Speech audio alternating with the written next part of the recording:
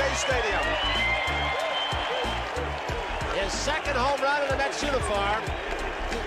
He got a fastball, fouled high inside part of the plate. Von Hayes was battling the sun and really couldn't get back to the fences quickly, but it was hit on such a line he couldn't get back in time. Well hit, line drive into the bullpen, home run, Keith Hernandez.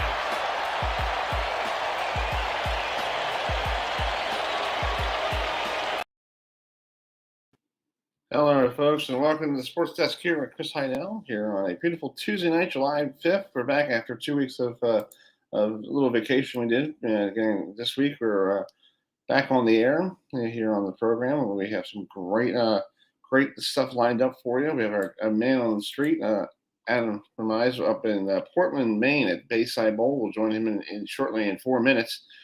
He has Charlie Mitchell, the owner of Bayside Bowl, because that's where the professional bowlers tour is going to be this coming week. And you can watch that on Fox Sports 1 starting tomorrow night at 8 p.m. on Fox Sports 1. And then at 7:15, Ricky Santos, the new head coach of the New Hampshire Wildcats, taking over for Coach Mack, who retired this past spring. He'll be joining us at 7:15. So we got some great stuff lined up for you. The question of the day, folks, if you want to go on our Twitter page, to do with the PBA Tour League Championship this year. Vote now at Herb FM on Twitter who's going to win the championship between Portland, the LEX, or whoever you think is going to win. Just click on other. So it's a see here. So we are live here on the program. So we're just waiting for our other partner, Steve Zulish, to join us shortly. Coming, let's show what's the little quick before we get on the air here. Was Mr. Mitchell, Charlie Mitchell here. Let's see here. I'm trying to find something.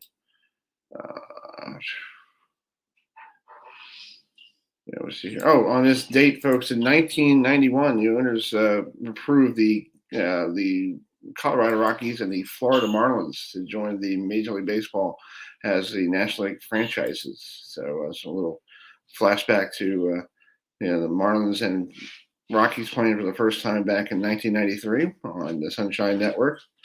So that's what's here. A little criblet there. Shortly. I'll show you guys some of that little classic tune there. And also on this day in 1950, Steve just joined us. Let me move the our new thing here. So Steve was probably out there with the tornadoes going on. I didn't see. You didn't see one? It was down in Anne Arundel County. There was one near. Near me. Okay. So anyway, before we bring in Adam, singer and songwriter Huey Lewis, and Huey Lewis was born on this date in 1950. So anyway, let's just bring in Adam, who is up in beautiful Portland, Maine. Well, I've never been to Portland, but here is Adam. Adam, how you doing, bud? Doing good.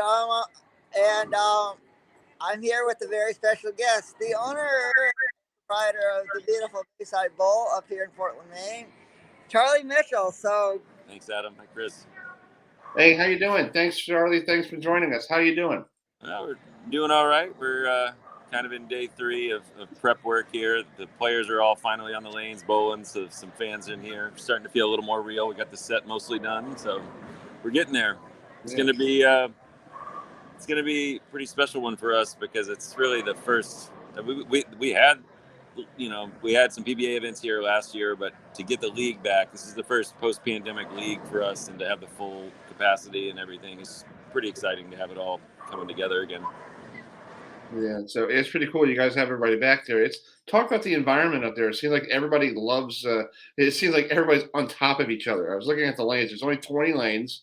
Yeah, and you built this thing. When did you build the whole lanes? When did the lanes finish? Back in what year? Well, so I built the original side is a renovated warehouse, and we built 12 lanes in 2010. Actually, I mean, the reason that kind of things are a little different here is because I come from a very different background from, I think, most proprietors. I moved back to Maine in 2008. I'm from Maine, but I had moved away for a while, and coming back kind of dreading the Maine winters. started a bowling league without any bowling background in early 30s, and it was fun. It was just in the summer in Maine, nobody thinks twice about being in a recreational sports league and going out for beers on Tuesday night with your friends. But in the winter, everybody kind of holes up. So I was just trying to bring a social scene to the winter up here. And we got 12 teams put together that first year. None of us really knew what we were doing. I think 150 probably led the league in average. And then next year we were up to 26 teams. And then I was already starting to think about building a bowling alley for my league. And so then after the third season of that league, I was able to build Bayside Bowl for them. So we the whole place came about it differently. So that's part of the whole, what you see is different here and the people on top of each other. I mean, we all kind of came up as a community and built this building for our league. And so this is kind of the big party for our league at the end of the season. Well, we have two parties, our end of season party, and then this are the two big events for our league. And it's a great thing to give back. And then this year, what's fascinating is huge record numbers of non-league members who are coming. I mean, usually I would say 75% of the fans here, and this year it's probably only going to be about a third. I mean, we've really it's achieved what it's supposed to, I guess. It's gone beyond us, and it's going to be really exciting to see. Yeah, it looks like exciting. If you watch it on Fox Sports 1, it's so exciting. Everybody's yelling at people. My girlfriend's like, how do you bowl with people screaming at each other? Like normally, I'm old school, Steve's old school. We're so used to back in the old days when it's quiet, and then you go up to the lanes, you fire, and then people go, yeah. Like now it's like everyone's like calling your name, and we had some of the bowlers on before they came up here, and they were like, yeah, they had some guy named UPS or something like that. Some guy named UPS is a nickname. I'm like, who? They come up with these weird nicknames. It's like they must enjoy watching these bowlers each time they come up there. Well, all of us have a second name here. I'm Carl Hungus is my bowling name. I've been Carl Hungus for 13 years now. But I'm actually showing on the video wall up here just for fun the 2015, the first year they were here. And the first year they heard that kind of crowd reaction. You see Walter Ray missing 10 pins. You see Pete Weber missing. I mean, they were missing spares left and right because it did take a minute to get used to. But then, within, one season of it, they really embraced it. And now they just get frustrated if we're not making enough noise because that's kind of what they come to expect. And they've all told us as long as the noise is consistent, they're happy. Yeah. And the energy, you've seen, Simonelli talks often about that shot he hit to win a tiebreaker here being one of the greatest moments in his career, even though it's just a PBA league game. The tension in the building, the way the building exploded for that shot. You get reactions here you don't get at any other event, to have the 300 to 400 people cheering you on for every shot. We love strikes. It's an easy crowd to please. Yeah. Hey, Adam, you got a question for Charlie? Yeah, well, since I'm here, I might as well ask, how did the nickname the Lumberjacks, how did that start? Yeah, well, originally in this league, when they were sort of trying to get this concept going, all the teams had celebrity owners. I can't remember all of them. I think Kevin Hart was on the Philadelphia Hitmen, and anyway, Lamar Woodley from the Steelers had the Pittsburgh Jackrabbits. And so after the first year here, Tom said I could have a franchise, and then we talked about the Jackrabbits becoming a Portland franchise. And so I spent a lot of time thinking about names, and then I just wanted to keep some sort of reference to so Jackrabbits turned into Lumberjacks. Maine has a lumbering history. It was a pretty good fit, and then the green plaid's a pretty classic Maine look. So. Yeah, that's cool. That's awesome. Hopefully, Charlie, one day they could get a bowling team from Baltimore. Maybe Danny Wiseman could be up there for the Baltimore Crabs or something like that. Yeah, they seem to move the names of the franchises around a decent amount. Now we got Waco and a few they move around. But if Pittsburgh can be Portland, I'm sure we can get a Baltimore squad. Yeah, we should. Call Danny Wiseman. He's looking for something to do because he's moving down to Florida. So he might be looking for something to do for next year for the PBA League. We'll talk to Tom about that later. But we got Adam there. We need you, Charlie, to do us a favor. Yeah. We need to make him see if we could get Adam to throw out the first ball tomorrow night on Fox Sports 1. Is there any way you could do that? I don't have a lot of control over the TV schedule. We have to talk to the big man, Tom, Tom Clark later. We'll talk to him. You're going to have to go right to Tom on that one. Yeah, exactly. Well, it sounds like you have a great thing going up there, and maybe one day I'll make a trip up to Portland, Maine. From where we are here in Baltimore, it's 13 hours on a bus. Yeah, it's like that's too far. Well, you're used to driving on the buses. Yeah, we short. I lived in DC for 5 years. I made the commute a lot actually coming home. So nice. But it's Well, worth it. You will not be disappointed. It's worth your trip. Yeah, that's true. Well, enjoy your week. Enjoy promoting Portland, Maine, and we'll talk to you soon. All right. Thanks a lot, Chris. All right. See you. See you. All right, there you guys go. The proprietor of Bayside Bowl, Charlie Mitchell, one of the best in business. And now you guys are going to have the head coach from my former home state, New Hampshire, with the New Hampshire Wildcats head football coach, Rick Santos. So it's called I'll see you guys in a little while. Exactly, buddy. But you got to realize you're in CAA country. I know. You got Maine, you got New Hampshire, you got maybe we should call Coach Mack and have him come over and throw the first ball. Yeah. Hey, it's I'll let you guys talk with head coach Rick Santos, and I'll be back a little later on with Tom Clark, the commissioner. Yeah, with Tom Clark, and I'll have plenty more special guests. So all you listeners and viewers, stay tuned. All right, Adam, you're doing a great job. Keep it up, man. We'll talk to you soon. Yes, sir. All right, see ya. See ya. All right, that's Tom. Thomas Adam, our good friend Adam, who does our show here each week. What is our engineer doing over there? Playing with cat toy. Oh, okay. Our engineer. So, speaking of coming up at 8:05 here on the program, we got this gentleman that Steve and I used to watch a lot on the Professional Bowlers Tour. I talked to him this morning. Good old Dale Ballard Jr. will be joining us. Oh, nice. Haven't seen him in a while. Yes, he's recovering from he had a bout of cancer, so he's he's coming back from it. But that's good. He looks totally different from what he looks like in 1991. But we had to throw out the throwback stuff for us here on the program. So so it's pretty good here on the program. 7:12.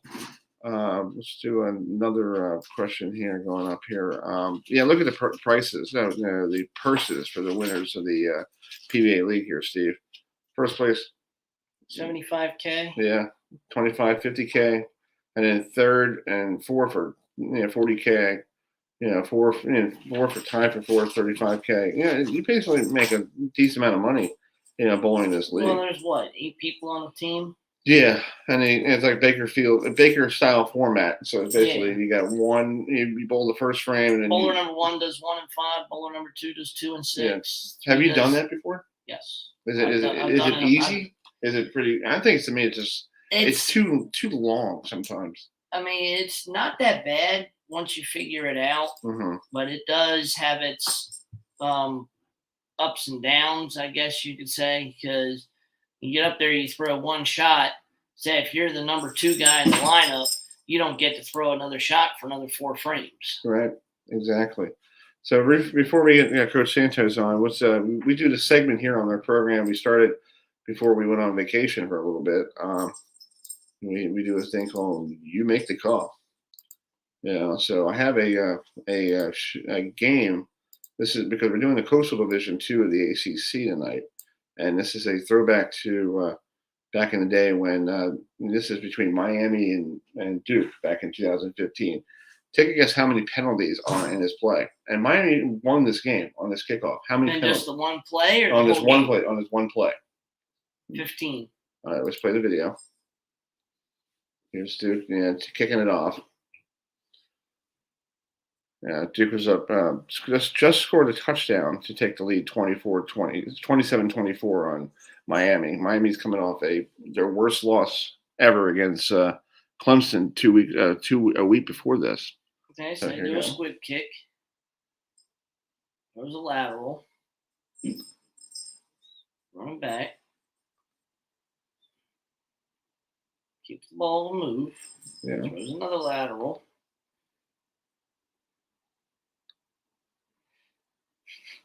That's like a game of hot potato. Yeah, I think that guy should have been down. Who just fell to the ground. I think his knee hit the turf. He just keep passing on. And look, time expired. And look, they got the wall. They built the wall. Look, there are a lot of block in the back right there. That's another one. Yeah, that's an illegal move. Yeah. So, folks, if you want to send us an email, you can email us at, I'll give it to you at the end of the show, or you can just send us a message on YouTube or Facebook if you're watching this. So, how many penalties in this play? So, what's So I was there. That was our segment of the day. You make the call here on the program. We'll do this each week here on the program. So let's bring in the head coach of New Hampshire. Who he's not a stranger to the show because we had him on a couple of years ago. He was filling in for Coach Mack when Coach Mack had he was out for a serious illness. But he is now the head man, Coach Rick Santos, the head coach of the New Hampshire Wildcats. Hey, Coach Rick, how you doing? Hey, Chris. Hey, Steve. Thanks for having me. How we doing? Doing great. It's football season now. Exactly right. We're getting down to it. Another couple of weeks.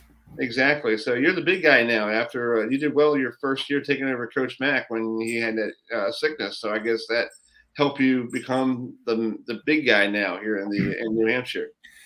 It's definitely a lot more pressure sitting in the corner office now than it was in the interim role. But yeah, I definitely think those 6 or 7 months leading the program, helped me, get me ready for this opportunity that I have in front of me right now. And really fortunate that still, a handful of the same assistant coaches that were there during that run. And we got really good staff continuity and some players that were on that roster as well. So I think there's some familiarity between the coaches, myself, and our support staff, and we're ready to, put on a show this year. Yeah, just talk about when did you find out that you wanted that Coach Mack was retiring? Did he give you a heads up, or just one morning you just got up and like, what's going on here? So after, when he had his medical leave of absence and he came back roughly, that April, he was trying to figure out if it was 1, 2, or 3 more years. He knew he had more coaching in him, and he wasn't quite sure kind of how long that was going to be. Obviously, COVID, threw a wrench in everybody's plan, and it extended it a little bit into it. So that kind of took a year away from him. And I think that really wore him down mentally, to be honest. It was a lot of the logistical stuff that everybody had to navigate during that time. And I think he kind of, lost some of the passion for the game because it was just so much other stuff other than coaching, what he'd really, come to love and what he's so great at. So, and then we got through the year. It didn't go how we wanted last year. And I think he kind of was wrestling with it. He didn't want to go out that way, but he also knew he had such a good legacy that he had left there. So, there was a couple months, really the last month of the season, November, and then into December, where he was trying to kind of make up his mind and what direction he was going to go. And, we had many conversations and some long nights that I sat there and just said, Coach, no matter what, I'll support you and I'll stay with you in this associate coach role as long as possible. And, it's your job to walk away from. And I think he earned that right. He had to go out on his own terms. And then he finally kind of came to grips with it in early December. Yeah. I felt like after that Pittsburgh game, when you guys lost 77-0, I think that was, I could tell he was worn out, because I even asked him, like, what do you do from a game like that? And he goes, Chris, I have no idea.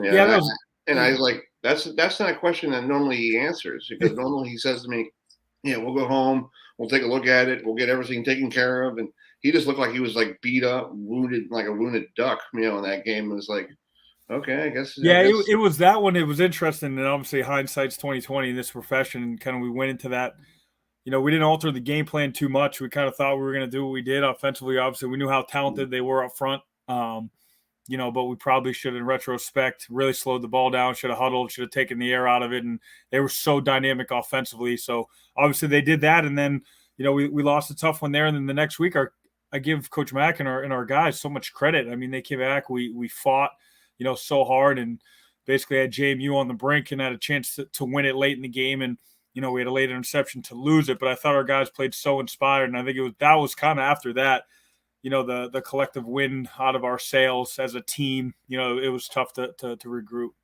Yeah. Steve, you got anything? Yeah, Coach, talk about your team this year. No, you haven't really probably done much practice yet, but is the team excited to get back on the field again? Yeah, we certainly are, and it was an interesting spring ball, to say the least. We only had 2 healthy quarterbacks. Max Brosmer was still rehabbing that ACL that he had from the beginning part of the season or camp. Brett Edwards, who had played last year, he didn't get a chance to play the last couple games because he was hurt a little bit, ended up needing back surgery. So Brody McAndrew, who was our third string this year, took the lion's share of the reps, and then Zane Olmstead who was our young freshman walk-on, who was going to be a really good player, but he took a lot of the third and second team reps. So for those guys to battle and to get a lot of experience, I think it was great for Brody in particular. We gave him the ones and the twos reps. So it might have been a blessing in disguise in terms of really, I think his growth and his trajectory, I think is way ahead of where it would have been if he didn't get all those reps. But I think now that Max and Brett are both going to be healthy, we're going to have a really good quarterback competition going into the fall. And yeah, I think for the most part, we're excited. We got through that. We got out of it pretty much unscathed, and we had a really good, summer training session. And, obviously the coach has been the majority of it been on the road recruiting, but we're back at it and take advantage of some of the summer access rules that we're allowed to, do now. And I'm really excited to kind of, really finish the summer strong the next 3 weeks. And you have a guy who was the freshman of the year who was a finalist for the Jerry Rice Award, silver. Yeah. What was it like having him as the one of those linebackers? He looks like an explosive, almost like a small. I looked at the video today a little bit. It looks like, in my point of view, it looks like a little Ray Lewis. Just come out of nowhere. Yeah, you know what? He was under recruited from Phoebus, and when we turn on the tape, he's got an incredible first step, uses his hands really, really well. He can bend. He's super athletic, and he's a very cerebral football player. So you put in a game plan and something exotic on third down, he can really pick that up. And to do that as a true freshman, especially in this league, especially how big and tough and rugged the offensive line are for week to week, I was really impressed with how he kind of got himself in there. And he's somebody who we need to have a huge sophomore campaign as well. Yeah, well, let's talk about the league. No JMU, they went off to their new endeavors to the Sun Belt. I saw all that stuff on Facebook. Like it's a sunny day down in Harrisonburg, Virginia. I'm like, okay, I have a house down there. I know it's sunny and sometimes it snows. I know. It's like and we hats off to them and good luck to their new endeavors. And but let's talk about the new guys coming into town. You got Hampton University, and then we got Coach Callahan coming on at 7:42. You got New Jersey. So you got New Jersey, you got New York, you got everybody now in this conference. Yeah, you know what? I think it's still, the integrity of the conference is still intact, and there's still those old school rivalries that from the Yankee conference to the CAA, to the Atlantic 10 now to the CAA, we still have that, which is great. But I also think, we're invigorated with some new talent into this conference. It's already a strong conference, and I think, Monmouth and Hampton and obviously A&T, in the following year are really going to bolster our playoff resume when it comes to some more at-large bids, perhaps. And I think, Monmouth in particular, obviously we're playing them in the opener. They're talented. I think they've won their conference, 5 out of the last 7, something like that. And Coach Callahan is a storied coach. He's been there for, going on 30 years, I think. And I had the privilege to work with his son at Columbia for 2 or 3 years. And he's a bright young, offensive mind as well. So I know how great they are. I think it starts from the top down. He's Coach Callahan's a phenomenal leader. His assistant coaches have been with him for a long time. To have that sustained excellence and longevity in this profession, it doesn't happen often. And then they got a ton of talent around him. You showed that highlight right there. Tony Musket, we recruited him.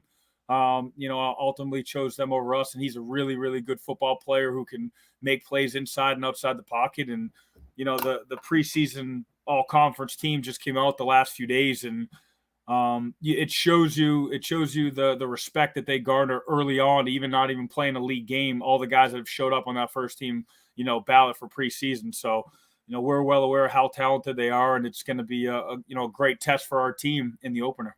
And it's also cool. You got New Jersey, you got the Jersey Shore in this league, and there's a lot of good talent in that side of that part of the state because I'm from Long Island. I know about all of that stuff in that area. There's good players all over the place, and now you got Towson down here, and you got Stony Brook that's basically maybe a couple hours away from where Monmouth is, and it's great. It is, and I think it's great for that recruiting, base down there too, and for the high school guys in particular. It just adds another scholarship school in a really good conference down there, and I think for us, that's such a hotbed. We got to do a really good job competing against some top tier teams, to win a couple of those battles. Yeah, I was looking at your schedule. Besides, playing, the opening, the traditional Thursday night. You got to go down. You got to go to Western Michigan, and normally you guys do really well against Power 5 schools. And Western Michigan beat up on a Pittsburgh squad before you guys came into town. That's kind of last year. I thought it would have been like, hey, you got an opportunity but I guess Pat Meduzzi figured out how to do something the right way. But no, he sure did. Yeah, we were watching that game and game plan, and we took some ideas for them. They did a really good job with some of the RPO stuff to attack some of the 4 press that Narduzzi and the boys were doing, but they obviously they adjusted it the next week and got after us. But I think it's a great test, and I think that's why you come to a school like the University of New Hampshire, because every single year you're going to have an opportunity to play a major FBS team and see where our guys stack up. We've won whatever it is, 6 of them in the last 20 years, and we've been in another 3 or 4 that we were really close. We took in 19 as when I was the interim, we took FIU to the brink. We were leading halfway through the third quarter, and I was a part of a team as an assistant, I think in 2013 when we had Central Michigan beat, and I think we fumbled one late in the red zone, and they went the length of the field to kick a game-winning field goal. So been a part of some of these games where we've been on the winning side of it, and some that have been some close defeats. So just a great test for our guys. And plus, you're an old-fashioned quarterback, so you spent some time in the CFL, right, for a couple of years. So what was it like playing in the CFL? Because I know down here we had a team in Baltimore for 2 years before they went back up to become the. Was it the Baltimore Stallions, right? Is that what it was? Yeah. Yeah, it was the Stallions or the CFLers in the first year they were here. There was this, but that league is my dad still likes it. It's like third down, you have for 10 yards, boom, boom, boom, boom, and I guess that works for you as a head coach, bringing that stuff down to college now, going, hey, we could do a little boom, boom, boom right away. No, I agree. I think it's a really fun game. I think it's it's pass heavy, and you made a good point. You have to be really efficient on first and really on first down, because if you get caught in third medium, and if you're not punting, then you're forced to throw a lot. So, and I was fortunate I had such a good head coach during those. I was up there for about 4.5, but mainly in Montreal for those 3 years, and being an understudy of Mark Treshman and kind of learning from him. And obviously he was a Bill Walsh disciple, so learning the West Coast passing game and some spacing and quick game concepts, that some different things that we're going to implement this year when I finally kind of have full reign of what we want to do offensively. That's really what I took from the experience up there and learning from such a great coach and leader in Mark. And plus you spent some time in Winnipeg, so you got the Blue Bombers too, right? Yeah, that's right. It was cold. It was windy. My arm definitely wasn't strong enough for the frozen tundra up there. It was like a calm day. It was 30-mile-per-hour winds.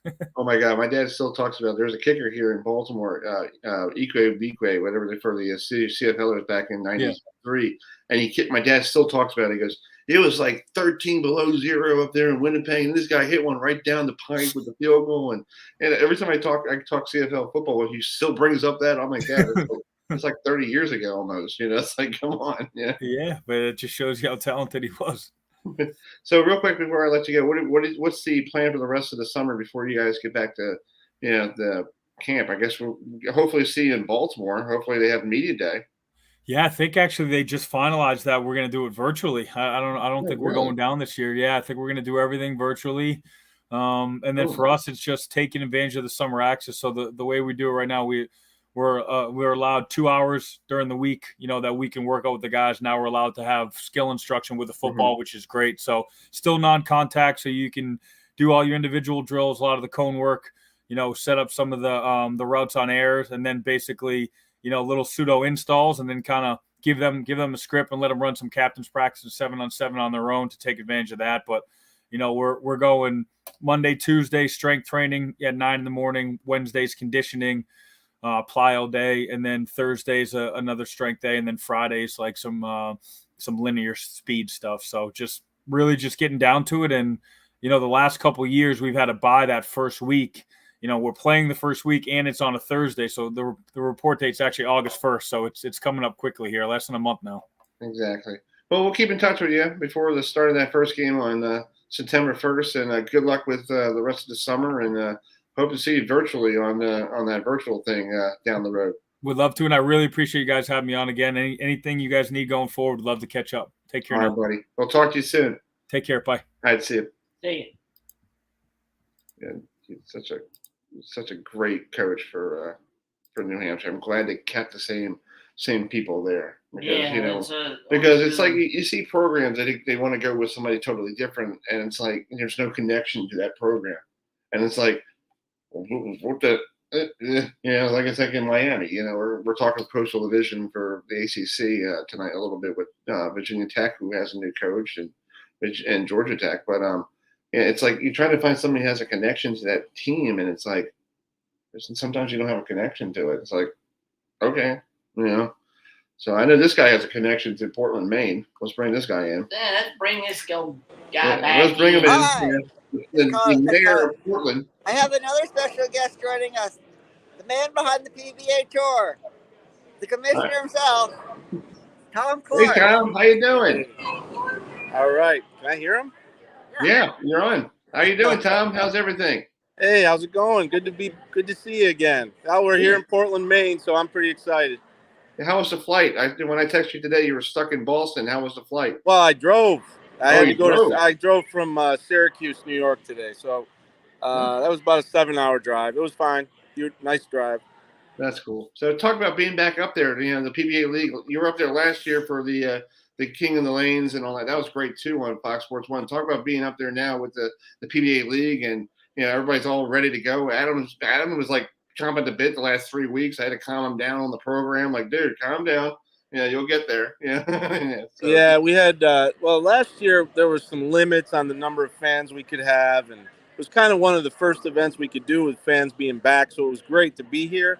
And the King of the Lanes is fun, but it's not the PBA League. The PBA League belongs here at Bayside Bowl. Bayside Bowl is the reason why the PBA League survived. It really gave it a new life when we found Bayside as a host. And so to bring it back here, and you have for the King of the Lanes, we had about 10 or 11 great players. But for the PBA League, we've got the top 50 bowlers in the world. 10 5-player teams, the best 10 teams in the world. You can't put together better squads than this. So watching them go at it in this building and as loud as it gets, and I know they sold a bunch of tickets. I can't wait. You got something for Commissioner Clark, Steve? Yeah, Tom. Just the same for now that you got fans back in the stands now. You think it's going to get just as rowdy as it was before the whole COVID shut everything down? Yeah, I think it'll be rowdier. I think it'll be even better because they've been waiting. The only thing I'm worried about is we found this place. I think it was 2013. 2013 was the first time. So now it's almost 10 years later, and all the cool people that were here are all getting older. So they all have kids now. Wow. So you have people that were crazy 25-year-olds who are now 35-year-olds with responsibility.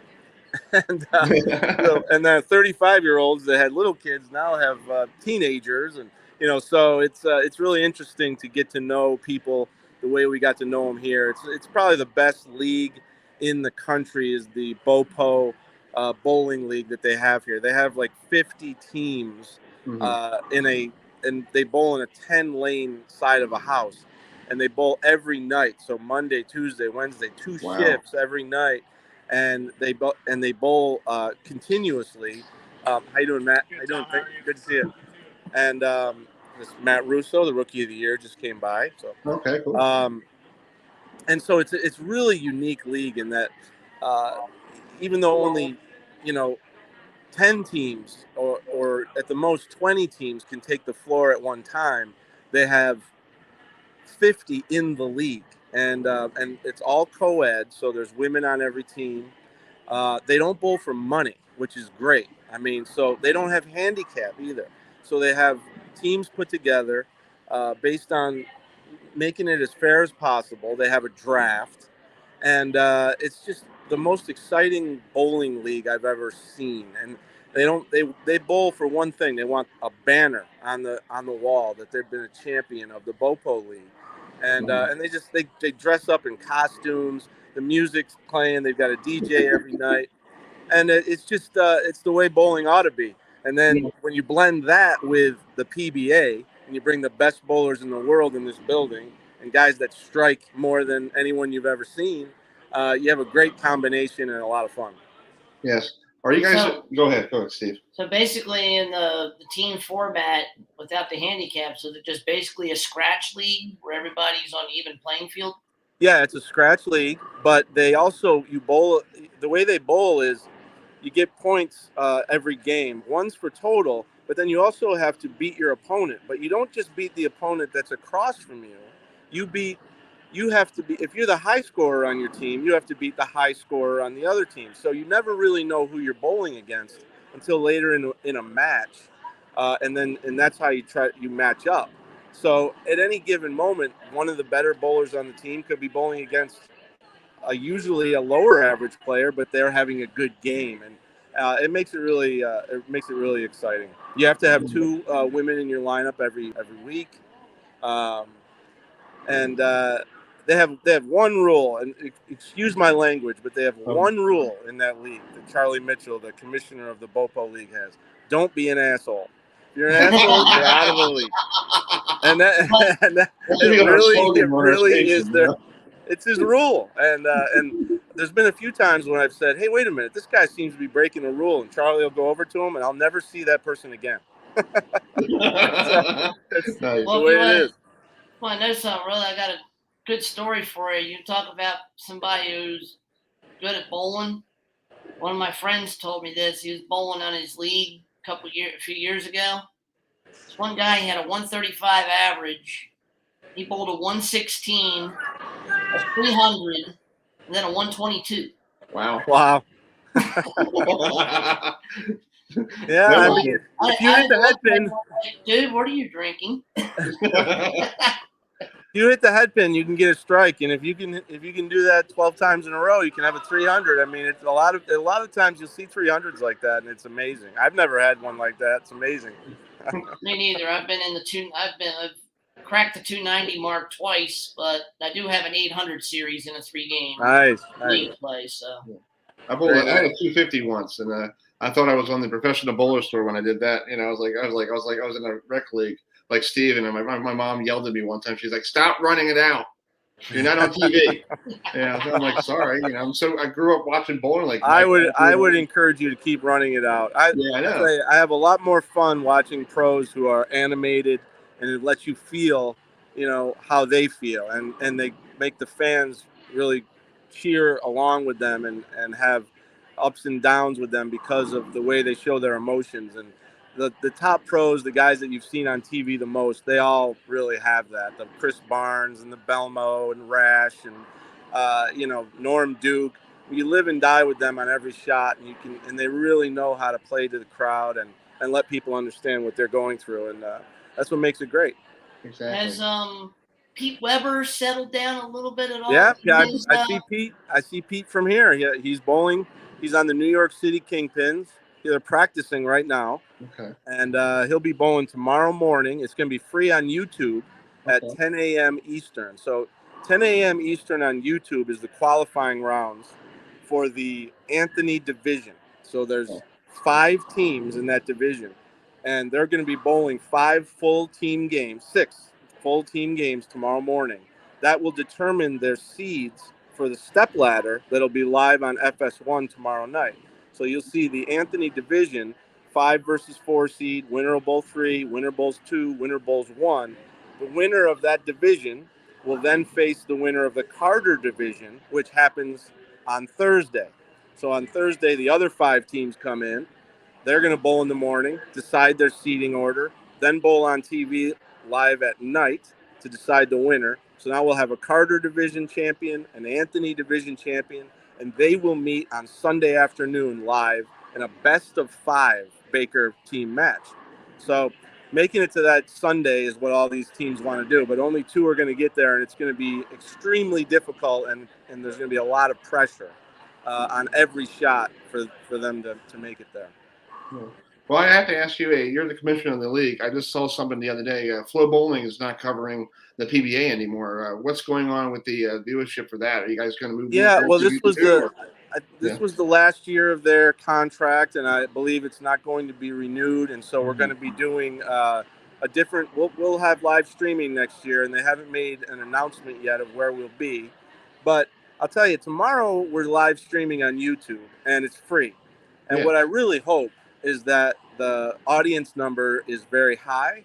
And if the audience number is high for the YouTube free shows tomorrow and the next day, then maybe that'll help us do more free on YouTube, and we can monetize that through a Google relationship and advertising. That's really what I'm rooting for, because for me, I just want as many people as possible to watch the best.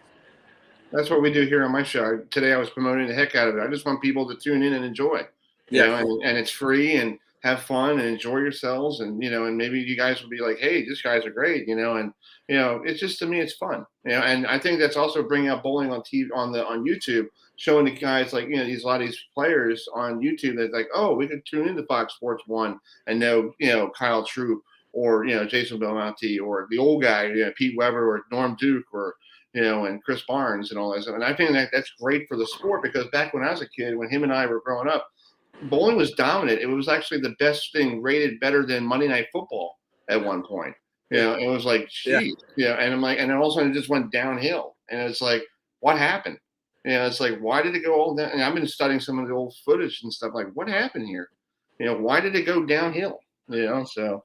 Because you started watching. Yeah, probably because I'm me. Well, it was just a lot more competition. I mean, there's a lot of different, a lot of sports from different eras that started on TV because it was a little bit easier to be on TV for certain sports, and then when it became easier for other sports like football, basketball, baseball, to have more cameras and to be able to do live, not just one game from an entire league that maybe most of the cities wouldn't be as interested in that one game. Now they're able to put every single game on, and with all the choices on cable, it's really just completely changed the dynamics, and that's why we need to create a new excitement in bowling. And I think the league that we do here is one of those things. And hopefully by watching the pros in a team atmosphere, we can bring a few more fans on board. Yeah. Well, Tom, thanks for coming on, but we have one thing to have to ask you. Can you get Adam to throw out the first ball tomorrow? I'll work on it, but I don't know. That sounds like that's a tough putt. I will. There's a lot of people here, and I don't know. We very rarely do a first ball, but at least now we're thinking about it. Okay. Well, he's the mayor of Portland. So. All right. Thanks a lot. All right. Thanks, Tom. All right, Adam, we got to get going. So we'll talk to you around 8:05, okay? Yes, sir. Scott, see you guys in a little while. All right, man. Thanks for getting the commish. Yes, sir. Scott, see you after a while. All right, bud. See ya. See ya. All right, that was Tom Clark, the commissioner of the Professional Bowlers Tour. Yeah, I was looking at that before we bring in the coach for Monmouth University. It was popular and better than Monday Night Football. That was back in the day. Back in the day, Yeah. like everybody Saturday afternoon, 3:00 or 3:30, everybody came home and watched it. Saturday afternoon when I got done bowling, I would go home and just sit down in front of TV and Mom asked me if I want something, a snack or something. Like, I just need something to snack on. I'm gonna be watching bowling for the next hour and a half. I pissed my brothers off because you want to play basketball? Sorry, Dad. Sorry, Matt. I'll be out at 4:30. So let's bring in the head coach of Monmouth University, the Hawks. They're the brand new members of the CAA. So let's welcome in Coach Calhoun with us. Hey, Coach, how you doing? Oh, hold on. You're muted there. There we go. There we go. Sorry, how you doing, guys? I'm doing great. It's great to be on. How are you guys doing tonight? Not bad. Welcome to the league. I want to be the first one to say welcome to the CAA.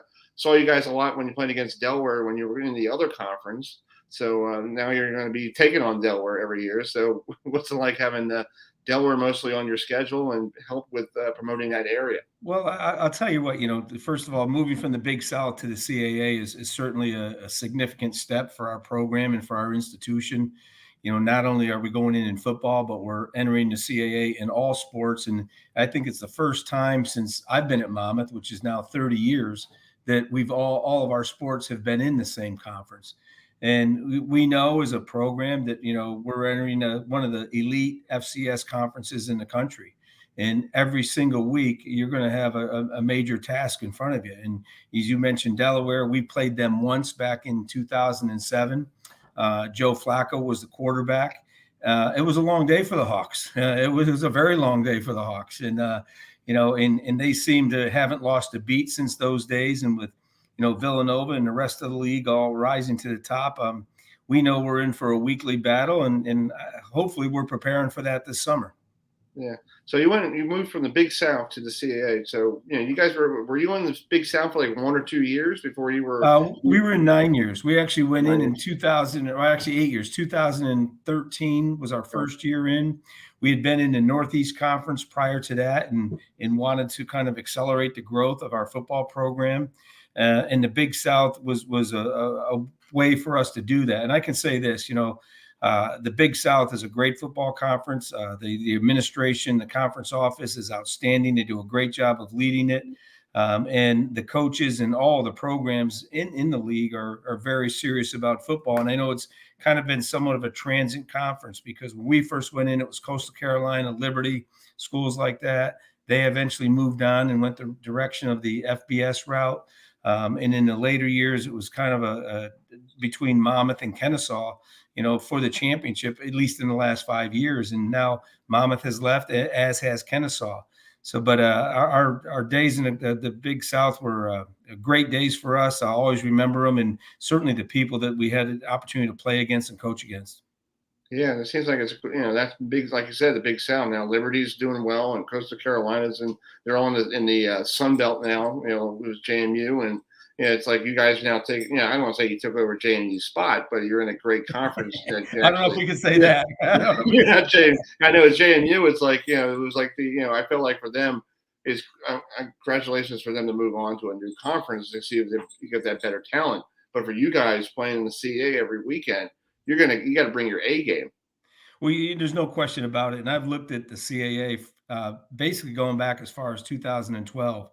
And the thing that strikes me about the conference is that every year somebody spikes and rises to the top, separates himself, and has a great year. In most recent years, it's been James Madison, it's been Villanova, it's been Delaware. It was Richmond in 2015. It was Maine in 2018. On the opposite end, somebody kind of has a rebuilding year and struggles a little bit. But in between, the 12 schools in between, they're all 4-4, 3-5, or 5-3. And that just gives you an indication of the level of competition that you're going to face week in and week out. And it doesn't really matter if you're playing home or you're playing away. It seems that there's so much parity in the conference that, as you said, you've got to bring the A game every single week. And plus, with this conference, you get a lot of people going to the playoffs. So, like 1 year was like 5 teams from the CAA. It was in. They've averaged 4 teams going to playoffs over the last 7 years. The high water mark was in 2018 when they actually got 6 teams in. Wow. So it is one of those elite conferences, and we just hope we can pull our share of the weight and compete and hold our own in this new league. So you've been there for 30 years on the Jersey Shore. So what was it like the first year? You get that phone call and say, "Hey, would you like to be a head coach of this school?" And you're like, "Excuse me." Like, what school was it? You built a really winning program since the time you showed up. Well, that's a really interesting story. And it goes back to, I really didn't have an awareness of Monmouth University prior to this. My wife grew up in this area, so she was aware of Monmouth. And, when they said they were going to start a football program and we're looking for a head coach to do that, this was back in the spring and summer of 1992. I expressed an interest. One thing led to another, and the next thing you know, I'm the head coach and had never been a head coach before. And they're saying, "Yeah, come in here and bring in over 100 players and start a football program. And by the way, there's no scholarships." And so I don't know if I would do that all over again. But the 30 years that I've been there has really been an evolution where every 4 to maybe 5 to 6 years, we've changed conferences, we've instituted scholarships, we've gone to fully funded. So it's really been as though it's 5 different jobs that I've had in the 30 years I've been here. That's great. And also showing the great talent in the Garden State, because you got you guys down in the southern part of Jersey and you got Rutgers in the up the part near New York City, and showing everybody there's great talent from that point all the way down where you guys are. Well, there's no question about that. And we've always made a point going back to 1992 is we're going to recruit from the inside out. And by that, I mean, we're going to recruit our local area here at the Jersey Shore. We're going to thoroughly recruit the state of New Jersey, and then we're going to branch out. But the truth of the matter is our entire roster comes from 3.5 to 4 hours away from our campus. And there's an awful lot of talent in that area. There's a lot of high schools. It's a population dense area, so you can get to a lot of places very quickly. And I think the more that we've had our share of success, the more we've been able to attract and keep local talent here. Yeah, like I was just looking at the roster. You got some graduate students coming up there. There's a guy from who played his college ball in Virginia, so you got some good talent there from Virginia, Yale. Another kid coming from Yale, from a graduated student. One of those grads. Right. And a fifth year, senior as well. Who's been there for a long time. So you got all these blending of people who's been to different organizations, bringing their talent to guys to help the other guys out. Well, yeah, it has done that. And certainly, the COVID years with the pandemic, everybody kind of got an extra year in there, or had a year that didn't count against them. So I think everybody's roster, you're going to see an older team. You're going to see fifth year guys. You're going to see grad students that maybe have left another institution or coming to play for them. And I think all of us in college coaching have used that transfer portal, have used the opportunity to get fifth year guys and graduate students to fill voids in our roster. And we're doing the same thing here at Monmouth. Our recruiting base is from the DMV and the Washington, D.C. suburbs up through Maryland, all of New Jersey, Eastern Pennsylvania, and into New York City and the Connecticut area. And it's been outstanding for us. Yeah, we're showing some highlights from your game against down there in the South. I think you won this game. I guess it looks like Charleston Southern right there. Yeah. I think that was, yeah. It was a hot night down there, so you must have been like, whew, that's yeah. Well, the thing we always were concerned about when we had to play early season games in the South, especially coming from New Jersey, was that they would be night games. We certainly didn't want to play at 1 o'clock in the afternoon, but then I found out that neither did they, because it was that warm down there. Yeah. So just talk about what do you guys got? What are you going to do now until practice? Before camp starts, and then you got this game on September 1st against New Hampshire. I know Coach Mack's not on the sidelines, but you got his former quarterback, running the program now. So do you know anything about Coach? Stories about Coach Mack and the stuff. Well, Coach Mack and I, obviously we know each other, being two guys from the Northeast. He had been there a long time. He's built an incredible tradition at New Hampshire. They're a team that's a perennial fixture in the FCS playoffs. The success they've had in the playoffs and in the CAA is unprecedented. And he's got a great guy that's taken over for him. Ricky Santos is a guy who was a phenomenal quarterback there. He actually spent a year coaching with my son when they were on the staff at Columbia, so they know each other. I know he's highly organized. He's a hard worker. He's going to do great things there. And as we go into the CAA, to open up, our first game of the season is against a conference opponent. So, we've got to make sure that we're ready for that. We have 75 guys on campus this summer. They've got approximately 2 more weeks with us before they go home. They've done a really good job here this summer, but we've got to take our game as players, as coaches, and as a whole organization to a completely different level if we hope to be competitive in the CAA. And you have some good coaches doing this stuff, for the summer, because I know you can't be in contact with them. You can just get an update, seeing how they're doing, right? Because the NCAA rules. We have an outstanding strength and conditioning staff who work very closely with our players. They've really put an outstanding program together so that our players can develop and improve in their skills and their physically throughout the course of the time that they're here. But I've also had a great staff of assistant coaches, and we've probably got a higher level of continuity than most people in the country. I've been here 30 years. Our defensive coordinator's been here 29 years. Our offensive coordinator's been here 24 years. Our offensive line coach has been here 19 years, and so on down the line. So we've been together a long time, and we're all geared up for the challenge that's in front of us right now, and we're looking forward to it. Yeah, well, you got a couple more weeks, and then we got virtual. I heard today we got a virtual media day coming up sometime soon, and with the rest of the coaches, and then go get it ready and get it going, strap it on and get it going. Thursday night, September 1st, 7 o'clock, Durham, New Hampshire. Exactly. It's supposed to be nice. I've never been up there, but I heard it's nice this time of year until it's beautiful. They've got a beautiful campus, a great facility. It's just a great setting, a great school. I haven't been there in a number of years. Back when I was at my previous school, which was a number of years ago, I don't want to date myself here, but we did play a game up in New Hampshire, and it's just a great setting. Well, it's glad to have you on the program. Don't be a stranger. We love to have you on during the season, and keep an eye on you guys, because we love the CAA here on our program, and we cover the CAA and the ACC, and it's great to have all you guys on. Well, I just want to thank you guys for having us on and recognizing Monmouth University and our football program, and thank you for welcoming us into the CAA. And I'll be on anytime you want me on, guys. All right, Coach. Well, have a great rest of your summer. Okay. Thank you. I appreciate that. All right, man. See you soon. Yep. All right. Bye. Bye now. That's a very nice guy there, Coach Callahan. I saw him, like I said, in 2007. He was playing against Delaware, and it was like, and I'm like, I feel so bad for him because they lost like 52-7. And I remember that game. That guy named Flacco. Yep, that guy named Flacco. Yep. Yeah. I remember that game. Yeah, but it was great. Yeah, so. I remember that game well. Exactly. So what's I believe I was down on the field. I think you were on that in that game, and you and Treconelli were upstairs. Yeah, the press box from hell. Yes. And now that's gone.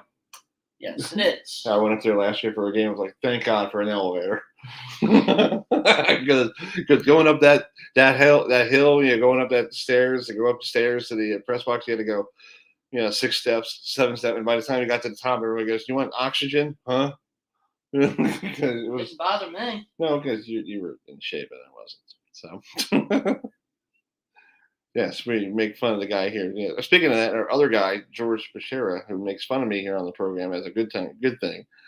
He's not on tonight. He had a situation going on, but he'll be back next Tuesday night at 7 when we continue doing the ACC trip around the ACC. We'll do a little more coastal, a little more Atlantic, because on June 20th, I'm going to hopefully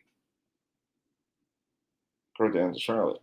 So I don't want to get anybody this for the for the ACC kickoff, the ACC Atlantic Division with Florida State, Clemson, and a lot of rumors talking around the last couple of weeks, last week and a half about Florida State, Clemson going to different conferences, and with the big move last week. We had our show with George and I had the UCLA guy and the USC guy on, and they're all excited to be in the Big Ten, but for them, transportation is going to be more bills than anybody else, dude. Because if you have to go to Happy Valley at 12 noon on a Saturday and you're USC, you have to leave Wednesday, and you have to have 6 different drivers, because the driving rules that you can't drive more than 8 hours, and you got to sleep. That's the rules. So you have to literally get there in 3 days. So, you can't do more than 8 hours on the road with one driver. You can switch back and forth with different people, but that's going to be a long, long trip. So, folks, thanks for joining us here tonight here on the Sports Talk with Chris Heidel. And that's Steve Zulich. I'm Chris Heidel. And thanks for joining us here at the top of the hour. In a couple of minutes, we'll have this gentleman who will be joining us, hopefully, Dale Ballard Jr., who emailed me this morning, said he's all set to go. Can't wait to talk to him.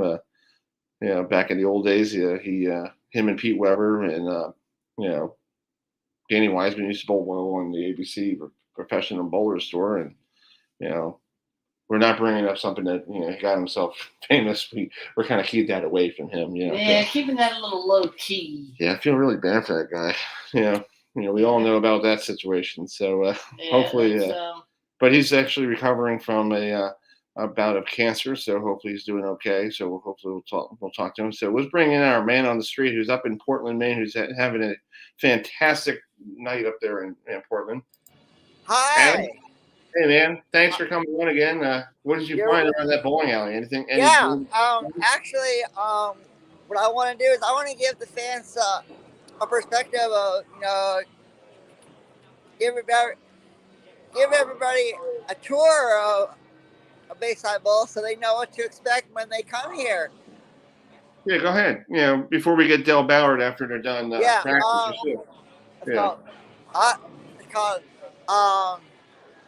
So what I'll do is I'll let the viewers in on. Right here is all the it's called where you're seeing is all the TV preparation.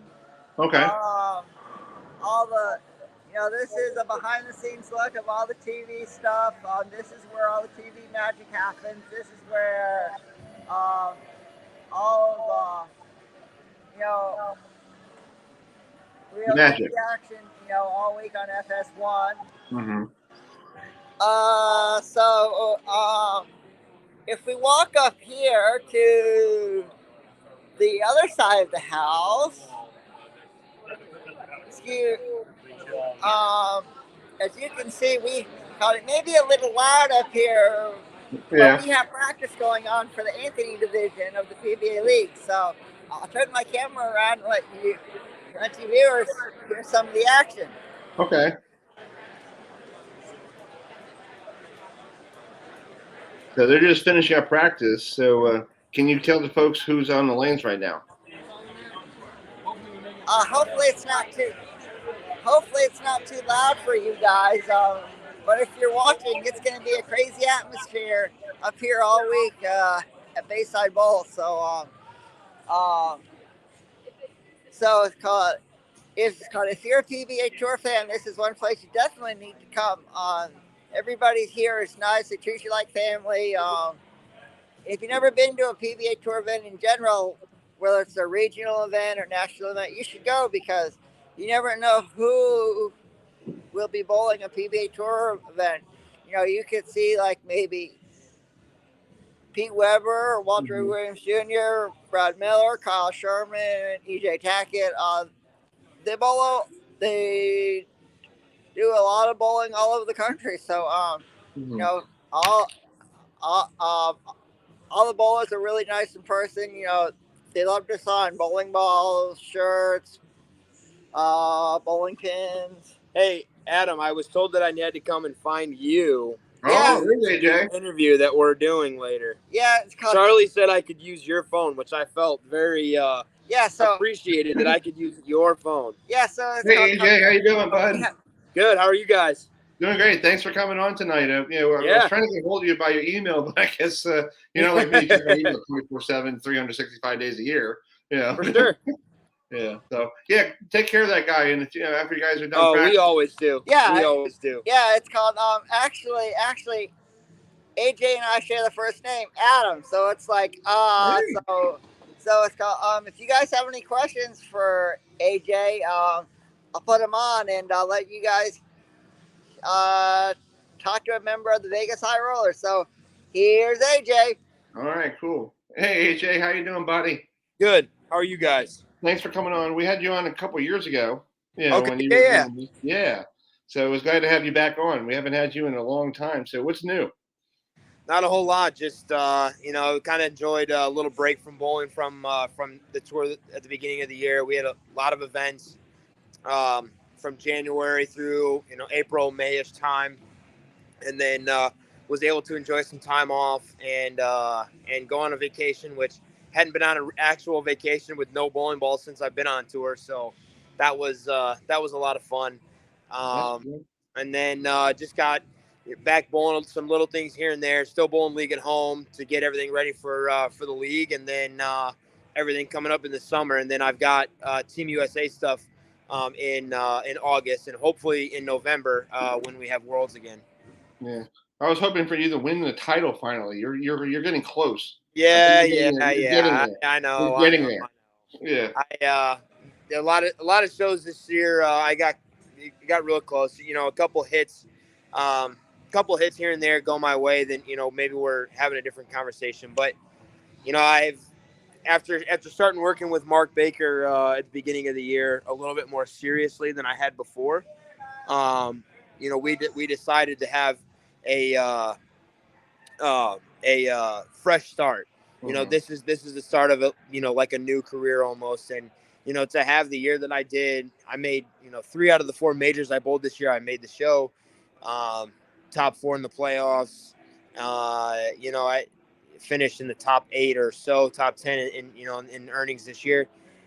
I can't ask for a whole lot. That's why we're professional athletes. We bowl to make money and make a living and enjoy and have a life that we can enjoy.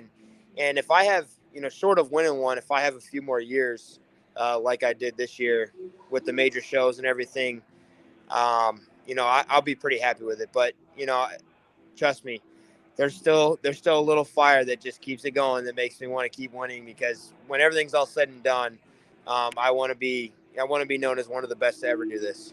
Yeah. Yeah. Is there a guy still on the bowling tour? Mike Edwards. You remember Mike Edwards, Steve? He was the guy we were growing up. The same person like you, bowling so well, gets to the finals, lose by a couple pins, and then finally wins one. And then it just goes domino. Everything comes forward for him. He wins and wins and wins. So we hope that you're not going to become Mike Edwards. Yeah, absolutely. Yeah, I've been so many times I have conversations. You not to really focus on just winning itself, because once it happens, everyone keeps telling me it's just going to be like a snowball. And so I hope that's the case. But until then, we're gonna keep doing the things that I started doing this year, and keep working at it, keep finding different things to get better at. And then but before, we're gonna try and get a team win this week, because that would be pretty cool. Yeah, it's cool for Monticelli, your manager. He's a legend in this game, and first international bowler to be inducted in the PBA Hall of Fame. And him and I grew up watching this guy on TV when we were kids, and we were just amazed by how he bowled during that time. Yeah, Leto kind of was a big pioneer of the guys that bowled on tour that really take care of themselves physically, mentally, work out.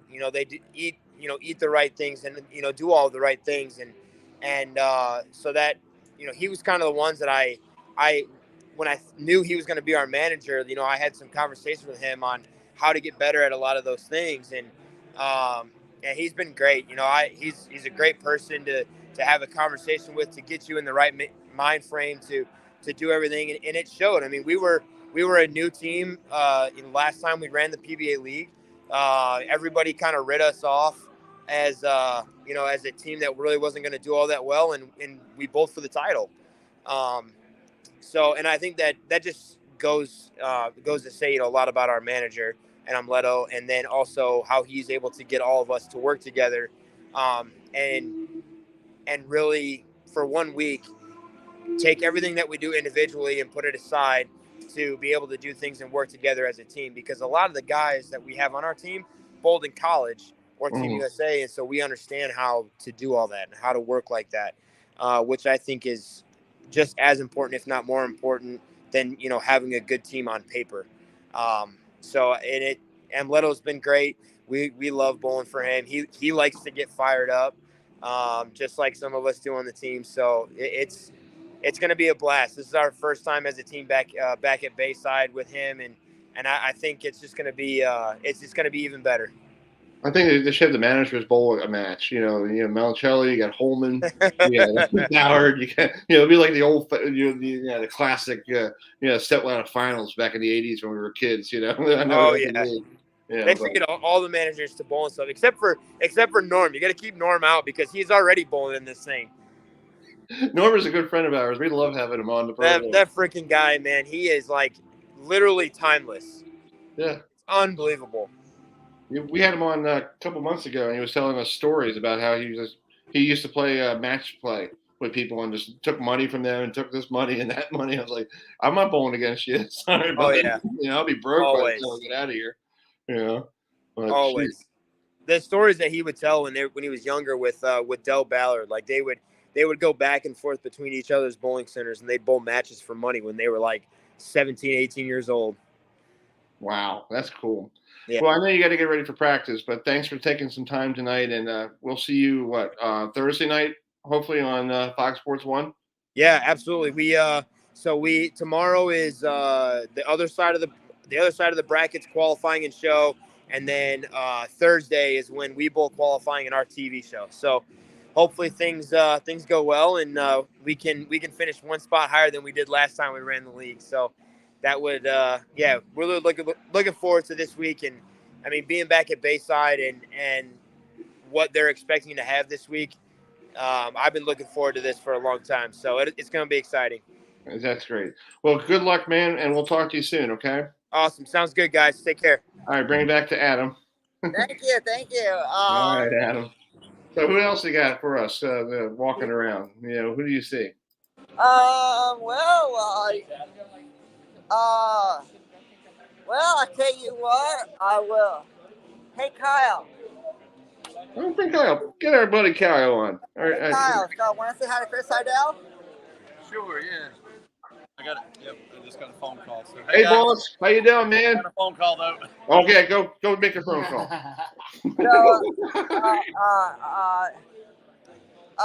It's called. Yeah, just go around. See, look for Del Ballard. I found the big. I will say this. Hopefully, all you viewers that have been watching tonight have enjoyed all the coverage from up here at Bayside Bowl, and let us know in the chat room what you think of the PBA League and how we've done tonight. It's our season 2 premiere. Next Tuesday night, I believe I'll be back to recap all the action from the PBA League. Let you viewers know, who won if you didn't watch. It's just an incredible atmosphere. Like you said, there's a poll on the Herb FM. Yeah, who's going to win the championship? Yeah. Yeah, so go vote.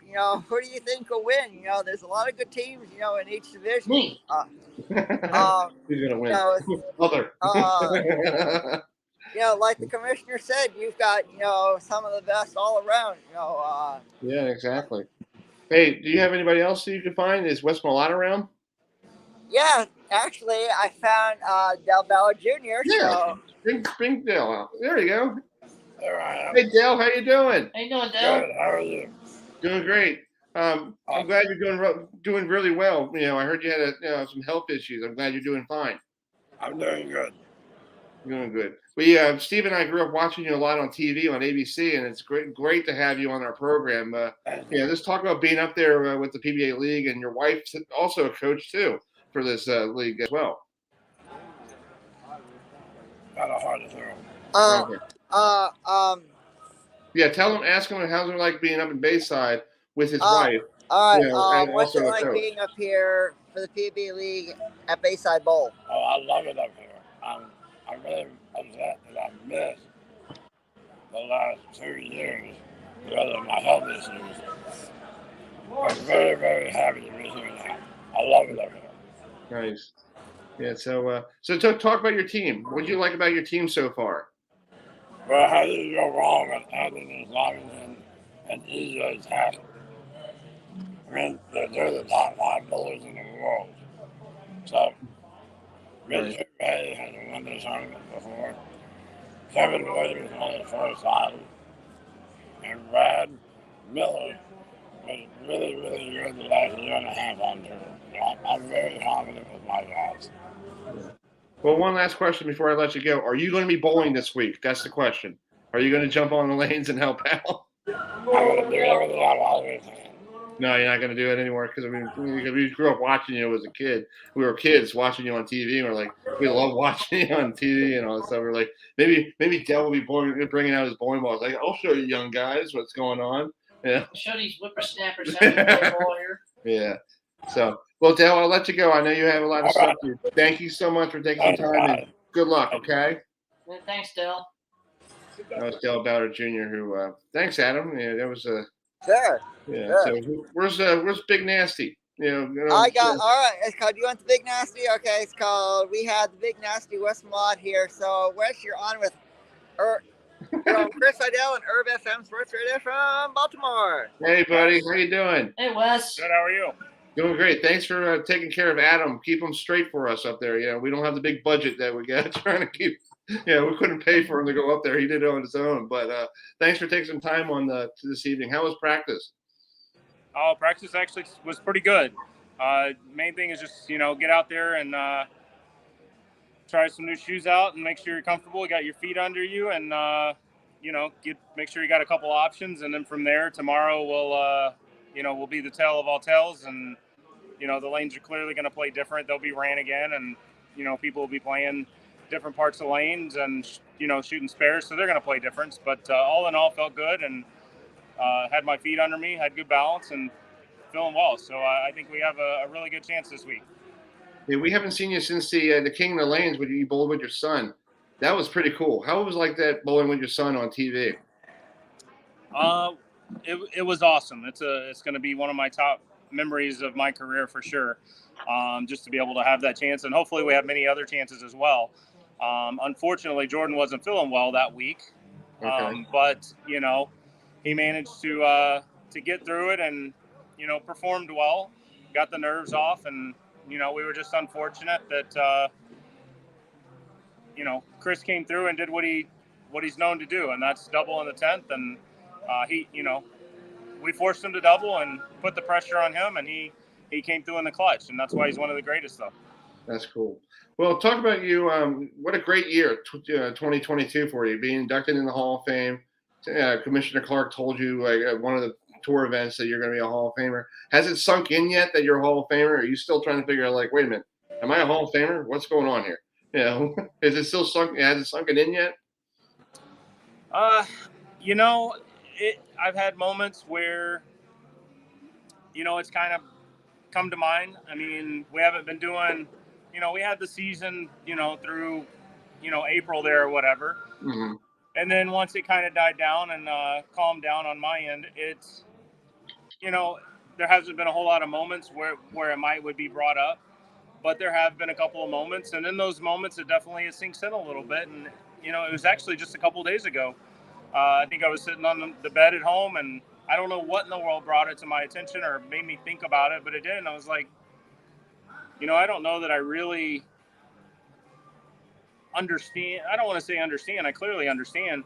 I don't know that I really know how special that is. And it's just one of those moments of sinking in and really taking it all in because I'm still in the middle of my career. It's not like I'm retired or anything like that.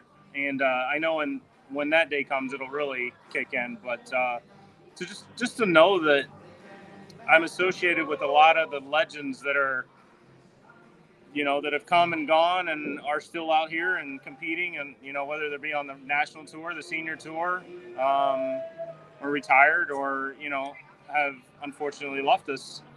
It's pretty surreal to be able to know that I'm associated with those guys and I'm in the same category, and just humbled and blessed to even be able to have this conversation with you about it. Yeah, I root for you all the time because I know you and I had a conversation a couple of years ago about stuff, and I forgot what we talked about, but it was like you told me some deep stuff about what you were going through, and I was like, wow, maybe that's something that would be in a pro. You gotta fight and go through that. And I'm like, I was like, oh man, Wes is such a great guy. He's working his tail off to get through that threshold.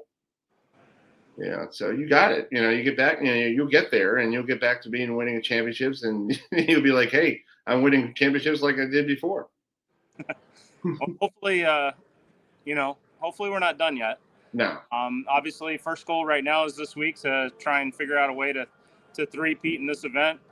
They've thrown a little twist in the format, and we're doing something a little different this year. So, we're gonna have to sit down and have a little bit different game plan and go through and figure out a way and to come out on top again. And I know we're extremely excited to be able to do it here in Portland again. Finally, be able to not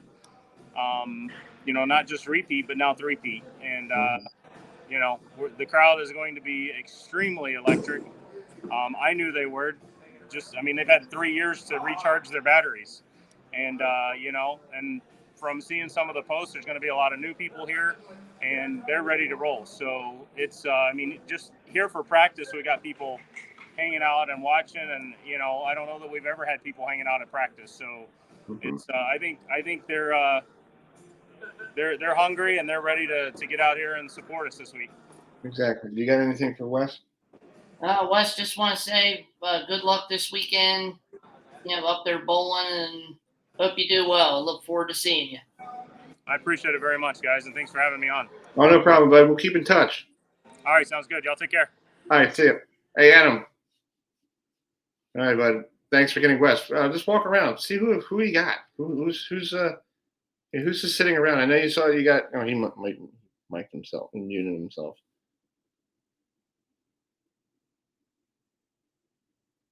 He muted. He pulled a George. He pulled a George. He was right to him. No sound.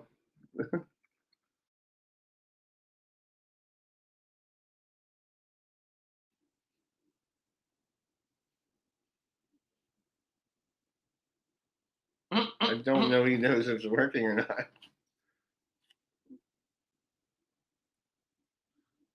What, Adam?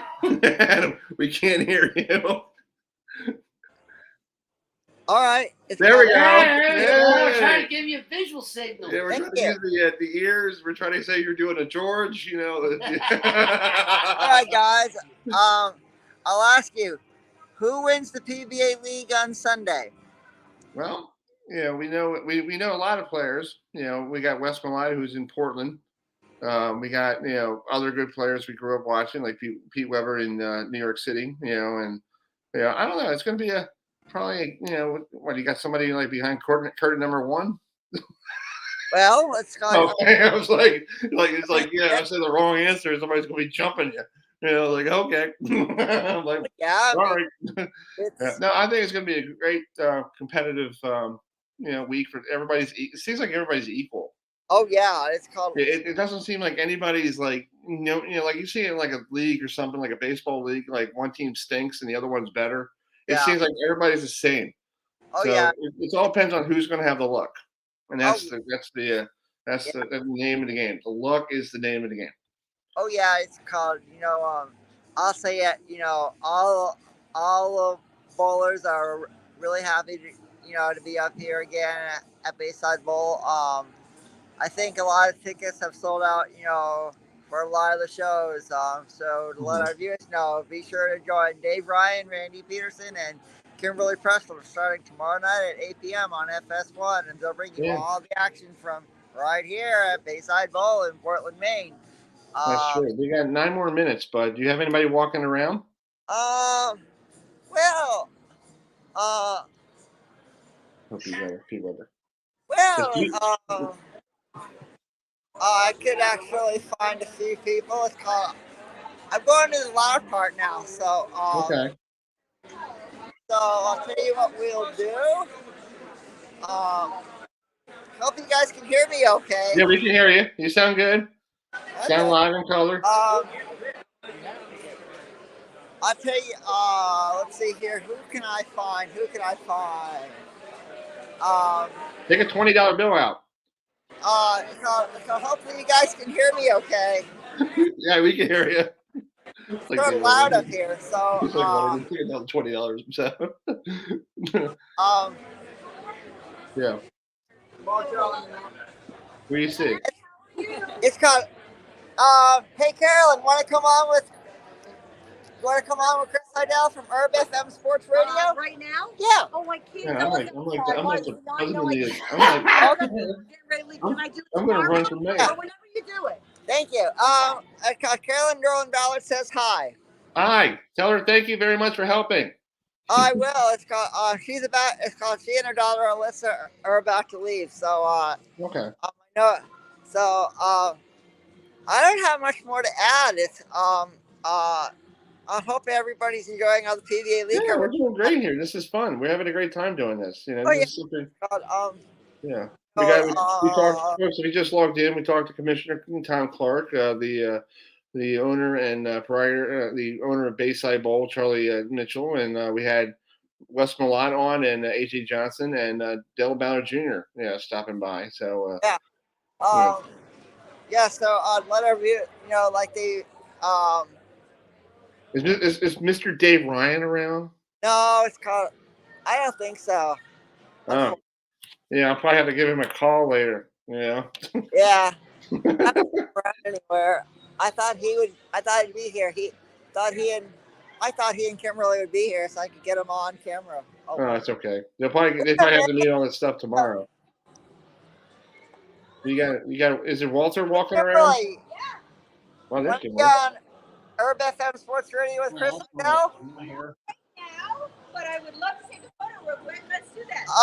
It's called Kimberly Pressler says hi. Hi. How are you doing?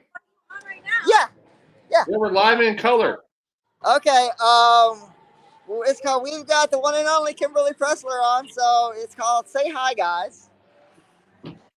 Hi, Kimberly. How you doing? I'm good. I can barely hear you guys because it's very loud here. Right, exactly. It's pretty noisy. So, how are you doing? I'm sorry? How are you doing lately?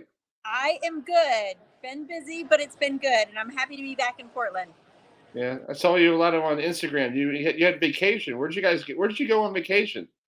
You went to like a ball. You went to the Dodger Stadium. You went all that stuff. You did a lot of stuff online. Well, I live in Los Angeles, so I'm very lucky to be able to go to Dodgers Stadium and go to the games. And the other day, I was able to do this thing where we went out on the field and we had a dinner there, and I got to throw in the bullpen and do all that fun stuff. So that was nice. That's cool. So tomorrow night, you guys are live on Fox Sports 1 with Dave Ryan and good old Randy Peterson. So how's it like working with those guys? They're good people. I love working with the team that we get to work with. This week we have Dave Ryan with us. Rob Stone is actually on vacation with his family. I love it. I cannot ask for a better crew to work with. On TV for the broadcast team, and everybody that we see here that gets to put the set together. It's like a big giant family, so there are no complaints here. It's awesome. Well, I know you're going to be doing your homework. Go do your homework. Get ready for tomorrow's broadcast. Thank you so much for coming on, and we'll see you tomorrow night. Yeah, thanks, guys. See you later. All right. You okay there, buddy? You good? Yeah. It's called. So that was the one and only Kimberly Pressler, former Miss USA from 1999, and avid Buffalo Bills fan. I was going to ask her about the Bills. Yeah, my Chiefs did a good job. Yeah. So it's called, we only have about a few minutes left before you guys have someone on from Virginia Tech. So well, we got 4 minutes. We could do one more. Do you got somebody real close? Unfortunately not, because everyone's getting ready to practice. So okay. Hopefully everyone enjoyed all the content from up here in Bayside Bowl, and I'm gonna log off and I'm gonna enjoy the rest of my night up here. Yeah, and I'll text you tonight a little bit because I was wondering if you could do some stuff for me so we can get some people on next week. Yeah, I'm gonna log off here and go enjoy all the action, from the Carter division. So I'll see you everybody tomorrow. All right, buddy. You did a great job. Thank you so much. Good work, Adam. Thanks, guys. All right, buddy. Hey, you did a great job. That was really good. Man on the street. Yeah, better Man than on the street. Better than word on the street. Better than Lou Grant. Not Lou Grant. Ted Baxter. Better than Ted Baxter, and you can do it better than Ted Baxter. Sorry, Ted. But you did a great job. So that was Kimberly Pressler, who you'll see her tomorrow night live on Fox on Fox Sports 1, and then the finals are going to be on Fox on Sunday. So we'll try to get Dave Ryan on next Tuesday. We'll see if we can get him and maybe Randy Peterson to stop by.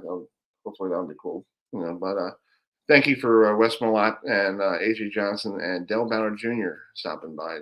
Glad to see he's on the mend. Glad to see that. Yeah. It's kind of looking at him. It's like, it's not the person we grew up watching, but he's doing great. And I remember the time that he won the championship, and he was so excited, and he was like so nervous after he won, the United States Open, beating Pete Weber in Seattle. I remember that too. Yeah, but I think I should run. I remember that game well. That he and Pete had a real battle. It was a real battle. Game. I mean, it was back and forth the whole match. Exactly. So it's 8:28. We're waiting for our good friend who used to work for Iowa football, but now he is the director of broadcast operations at down in Blacksburg, Virginia, with the Hokies. We're going to talk some Virginia Tech football because this week we were going to do some coastal division of the ACC. This division is going to be wiped out next year. Really? Yeah, they're going back to the old traditional 14 teams in one division, and they're going to have the top 2 teams go to Charlotte for the ACC title game. That makes a lot more sense. Yeah, instead of having you have your Clemson's taking on Pitt. You could probably have Florida State and Miami 1 and 2 and play each other again after playing each other already during the season. Yeah. So that's a good thing. Because here's what I was going to bring up tonight. George was on. They got a new model that's going to be on 2023. Everybody's going to be rotating. They have 3 teams that you play that are your primary teams. So Florida State has Boston College, Miami, Boston College, and Syracuse. Miami is their rival, so they have to keep Miami no matter what. Georgia Tech. Let me bring it up real quick here. Hopefully, we could talk about it here with Zach. Here. Zach's getting ready. Yeah, Zach's on, but we'll bring it on here. ACC schedule model, but we'll bring in Zach here for a minute. Schedule. Hey Zach, how you doing? Hey guys, good. How are you? Not bad. Welcome to Blacksburg. Hey, thanks. I'm excited about it. I'll tell you what. As soon as that opportunity came up and I found out about it, it excited me right away, and I can't wait to get out there. I've been out there a couple of times now, looking for places and the interview process, but it's been cool. Yeah. So, what is your job with the Hokies? Are you the guy who run the media passes? So I'm going to do more in the director of broadcasting. I'll be play-by-play for basketball. I'll do sidelines, pregame and postgame for football, and then I'll handle our day-to-day broadcast operations, helping out with who's doing what sports broadcast aspect. So it's a job throughout Learfield. Learfield holds the multimedia rights and then works with Virginia Tech and that. So I'm super excited about it. Yeah, we have a good friend, Mike Burnup, who comes on this program a lot, and he's a great old-fashioned tight end. You're gonna have good stories with him. He has great stories about Virginia Tech. Him and Coach Ahrens, and the guy who Bruce Ahrens was his quarterback back in the old days. Virginia Tech. So he has good stories about Bruce and all those stuff. Yeah, that's so cool. Yeah, I got to meet with Mike a couple of times during the interview process, and we've talked the last couple of weeks in that, and I'm getting excited knowing we're going to go together out to the ACC media days and that whenever that comes up here in a couple of weeks. But he's one of the few that he's able to do both the basketball and football color commentating, so it's kind of a rare gene for him. And he has a good barbecue too. I heard he has a great spread. We're still trying to get that invite to come down, but But anyway, let's talk about Virginia Tech. I know you just got there. I know you probably watched them from afar. Because you were in Iowa last year. You were in the Big Ten, and before that you were in Montana. But you probably watch a lot of college football like you and I and everybody else does. What do you see from this Virginia Tech squad that might be improving this year? Because they have a new coach. Justin Fuente got let go before the end of the year. Now you have a new guy who comes from Pitt from the Big Ten coming down to Blacksburg, who probably loves that school because he played a snowball fight with a couple players. They had a big snowstorm and he was out there throwing snowballs at everybody. So I think that's pretty cool. But what do you think about Virginia Tech this year? Can they get better to actually maybe play against Miami and maybe go to a ACC title game? Yeah, it's interesting. Coach Brent Pry, as you mentioned, the new head coach, was a GA here under Coach Frank Beamer. So he gets kind of the way that things used to be and the way that Coach Beamer had things rolling here. I know that, Virginia Tech fans are a little bit in not quite the norm because they had so much success. They had so much stability over the early 2000s when Coach Beamer was here, Bud Foster was here, and, things were really rolling. And that's not typical. I think, you have your ups and downs and you're starting to see some of that. And unfortunately, it was one of those things last year that, in the middle of the season decided that they need to go another route. And to get Coach Brent Pry out of there, so many people just excited around the program and that. I think part of starting off as a head coach, especially at a place like that, is getting yourself in the community. And like you said, the snowball fight, I saw he was cooking pancakes during finals and different things like that. Getting the community support behind you is so important out of the get-go, because you know that it can be rough. You know, in the beginning, I know Coach Price said, hey, this is not a job where I'm coming in, we're rebuilding, starting from fresh. There's a baseline there of a program that has been towards the top echelons of college football. And, you know, that's what they look to continue to do. Now, I think that with Coach Price coming in with the extensive defensive knowledge that he's got, I look for that defense to be much more stout.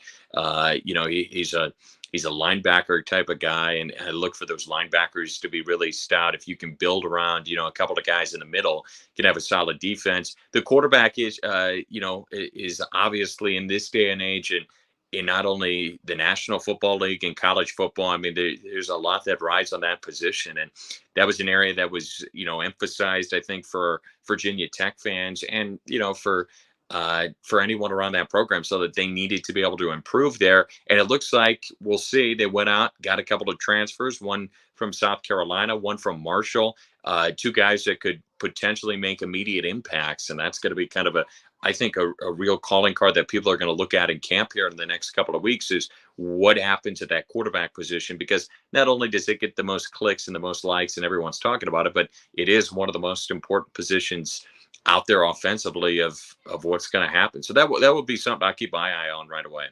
Yeah. I just feel like everybody, you know, getting recruits, getting new recruiters, getting these grad transfers, everybody, and they're like, oh, they're going to be great.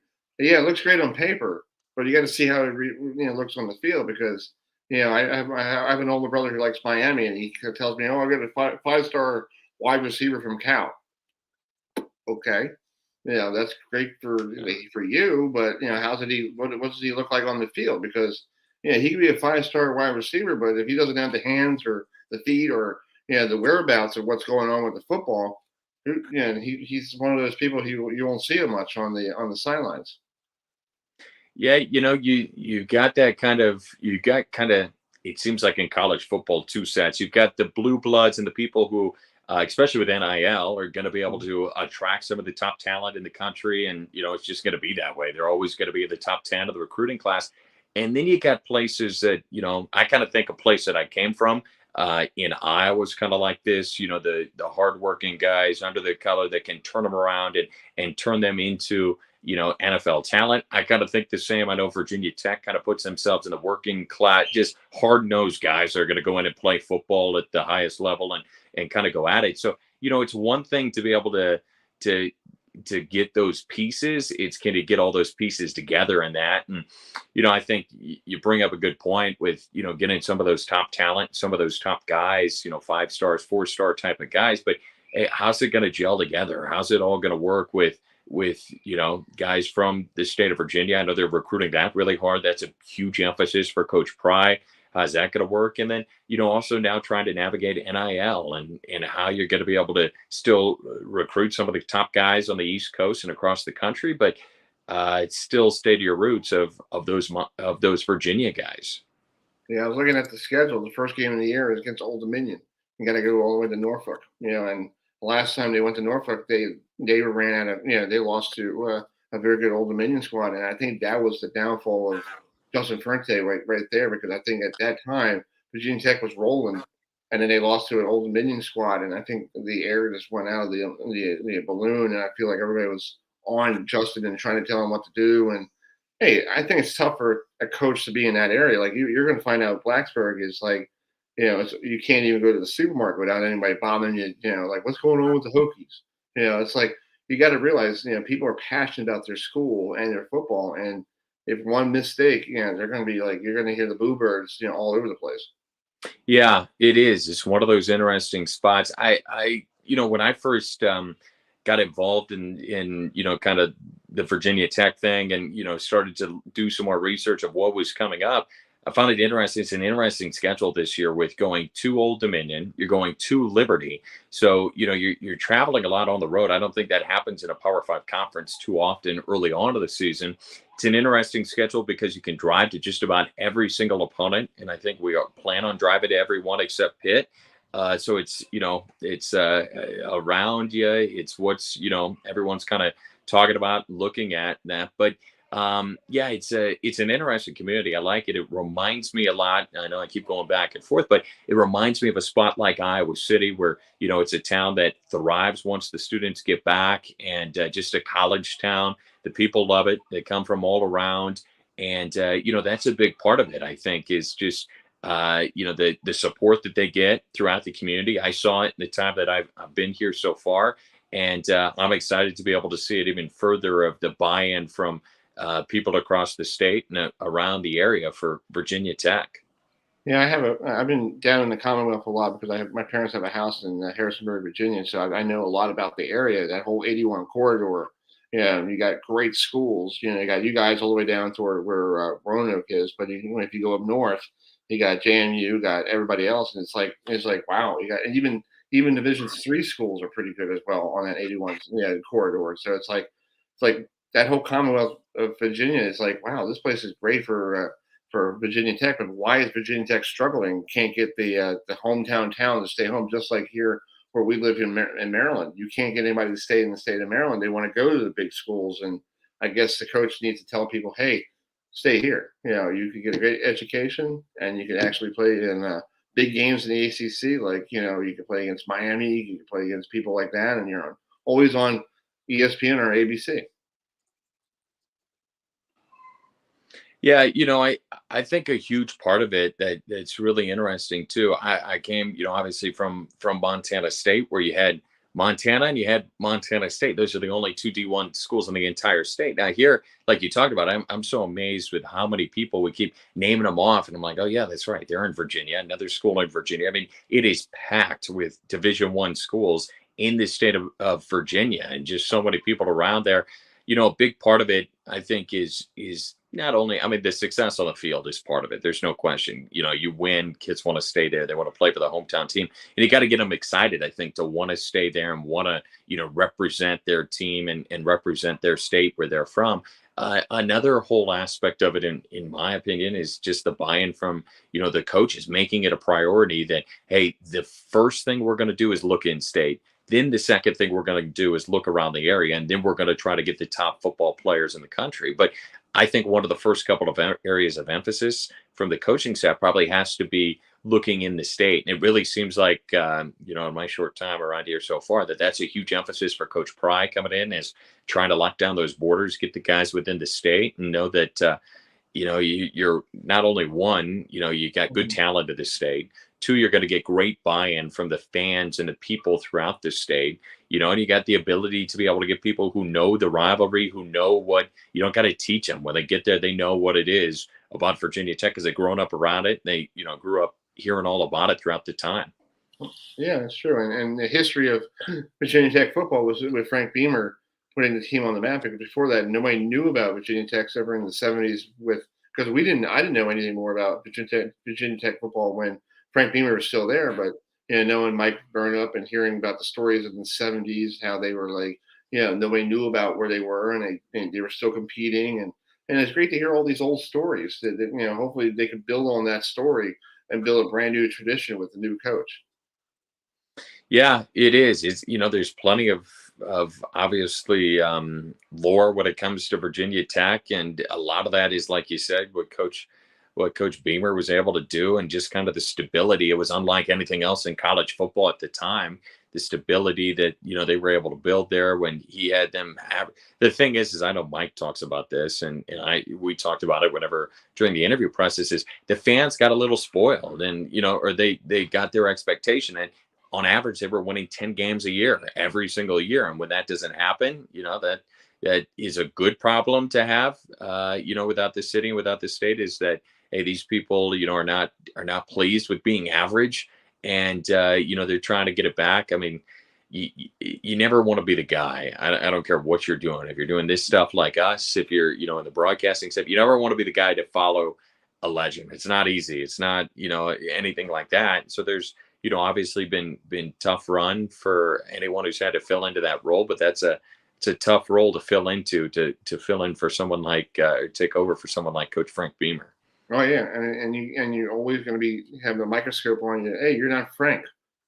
We know that. But Frank was gone. It's like you see in Florida State. everybody thinks, Mike Norville is going to be Jimbo Fisher. Well, Jimbo Fisher's gone. He's not there anymore. That chapter is closed. It's time for a new chapter. And yes, Willie Taggart didn't do well down there anyway, but it's for them. It's for Mike to build the legacy of his legacy. And a lot of towns like you guys, Blacksburg, Tallahassee, give them some time, but nobody wants to give time anymore. They want the quick fix and get out the door. And if you don't get us the 8 wins and the bowl game win or a national title, you're out the door. That's what it is. Yeah, and I think you got to remember too that there are, and I get it, you want to compete for a national title in that, but there are very few teams that are doing that. There are very few teams that are consistently making bowl games, and you got to put it, where you're at. I mean, I know obviously last year didn't go as Virginia Tech wanted. Still made a bowl game, didn't perform at the level that they wanted to in the bowl game, but it's a situation where, hey, you at a spot where you're not building from zero. And I think Coach Brent Pry has said that, but you've got to be realistic. You've got to see the process and see the steps that it's going to take to be able to get there, because, it doesn't happen overnight. Rome wasn't built in one night. I mean, it takes a long time to be able to sustain that. I think in this day and this culture that we have, the instant gratification, the instant, messaging, anything like that, it's hard sometimes to get yourself to wait around and to get to a spot where you feel like, okay, we can buy into this. But a lot of it's the buy-in. And I think that's what we were talking about, the snowball fight, the, different things that he's been doing to try to get that community buy-in that can, help you get people behind you throughout the process as well. Yeah.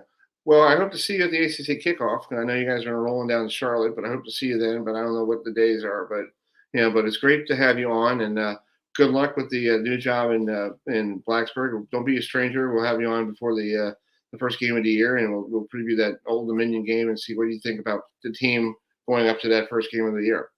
All right, that sounds good. Appreciate you having me on, and appreciate the coverage. As always, a great job you guys do. Thanks, buddy. Talk to you soon. See you later. I see it. Zach Mackey, who is the Director of Broadcast Operations for the Hokie Sports down there in Blacksburg, Virginia. You're all hometown. No, actually, it's 5 hours away from Massanutten. Ask Nicole how far it is. We're not having any comments.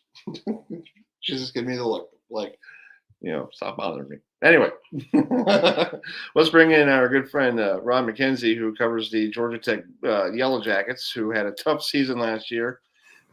This year, it's not going to get any better. First game of the year, taking on the big boy of Clemson and Dabo Sweeney, who's probably not going to be the same Clemson squad we know, Rob.